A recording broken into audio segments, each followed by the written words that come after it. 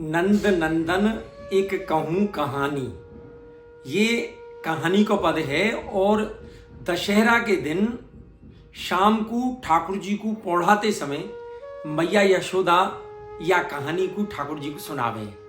और यूँ समझो कि ये सूरदास जी ने भगवान श्री कृष्ण के रामावतार की जो लीला भई है, वाकू बड़े सुंदर शब्दन में, बड़े भावन में एक कहानी के रूप में गढ़ो है। और मैया कैसे अपने लाला को, बाल कृष्ण को कहानी सुना रही है कि नंद नंदन एक कहूँ कहानी। हे नंद के नंदन, हे मेरे कन्हैया, मैं तुमसे एक कहानी कहूँ। और ठाकुर जी को बाल सुलभ जो मन हुए, वाकू कहानी बहुत प्रिय हुए।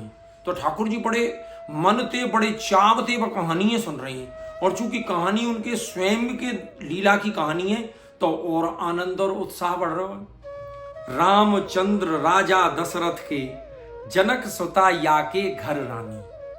तो कहानी कैसे सुना रही है मैया कि रामचंद्र राजा दशरथ के बेटा एक पुत्र हुए रामचंद्र, और उनके जनक सुता या के घर रानी। और वहां के घर पे रानी कौनी? जनक सुता। जनक की सुता माने पुत्री, जनक की पुत्री जो जानकी जी हैं, वो दशरथ के पुत्र श्री रामचंद्र जी के घर पे रानी। तात बचन सुन पंचवटी वन, छाण चले ऐसी राजधानी। और वो राजा रामचंद्र जी जो है, वो ऐसे पिता की आज्ञा को मानवे वाले बेटा कि तात वचन सुन, अपने तात की, अपने पिता के वचनन को सुन के, उनकी वाणी को सुन के, उनने पंचवटी वन छाण चले। वो पंचवटी वन पे अपनी ऐसी अयोध्या जैसी राजधानी को छोड़ के और पंचवटी वन को चल दिए। आपको सबको मालूम है कि राजा दशरथ ने कैकई को जो 2 वरदान दिए, बाकी बदले में कैकई ने 2 वरदान मांगे कि एक वर के रूप में तो मैं भरत को राज तिलक मांगू, और दूसरे वर के रूप में राजा रामचंद्र जी को 14 वर्ष को वनवास। तो राजा रामचंद्र जी को जब आज्ञा दी राजा दशरथ ने, तो मैया कह रही है कि तात के वचन सुन के, पिताजी के वचन सुन के राजा रामचंद्र पंचवटी वन को चल दिए। छाण चले ऐसी राजधानी, ऐसी अयोध्या जैसी सुंदर सुखकारी राजधानी को छाड़ के और ठाकुर जी चल दिए। तहां बसत सीता हरलीनी, रजनी चर अभिमानी।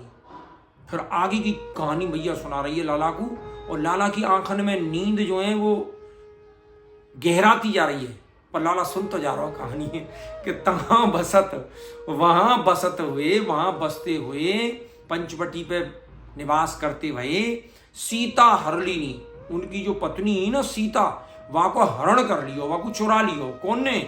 रजनी चर अभिमानी। रजनी कहे रात थे, और रात में चर माने विचरण करने वाले कौन? राक्षस। तो रजनीचर कौन हो? रावण। जो रावण रजनीचर हो, जो राक्षस हो अभिमानी, वहां ने पंचवटी पे थे, उनकी भार्या सीता जी को हर लियो। फिर लाला कह रहा, फिर कहा हो मैया कि पहली कथा पुरातन सुन सुन, जननी के मुखवानी। ठाकुर जी जब पहली कथाएं सुन रहे हैं, क्योंकि लीला तो सब ठाकुर जी ने नहीं करी है राम अवतार में, तो पहली कथा पुरातन, पुरातन माने प्राचीन, सुन सुन, इनको सुन सुन के जननी के मुखबानी। और जब अपनी जननी के मुख थे ऐसी अपनी पुरानी कथा को ठाकुर जी ने सुनो है, तो बड़ा आनंद है उनको कि मेरी मैया को खूब मालूम है इन सब कहानी की। और लक्ष्मण धनुष धनुष कह टेरत, यशमत सूर डरानी। अब ठाकुर जी को वर अपनी राम अवतार की लीला को आवेश हो गया है कहानी सुनते हुए। तो बाल कृष्ण जो हैं वो झट सोते सोते का बोल रहे हैं, लक्ष्मण लक्ष्मण मेरे धनुष को लाओ। कहाँ है मेरो धनुष? मेरो धनुष लाओ। रजनीचर को नाम सुनो तो लक्ष्मण धनुष धनुष कहे टेरत, लक्ष्मण मेरे धनुष को लाओ। ऐसे कह के टेर रहे, तो यशमती सूर डरानी। सूरदास जी कहने जैसे यशोदा मैया डर पे लग गई कि का भयो लाला को, ई का आवाल तो सोरो और अभी जन का बोल के लगो। नंद नंदन एक कहूँ कहानी। कैसी सुंदर सजीव लीला का चित्रण किया सूरदास जी ने। ये कहानी का मन है। जय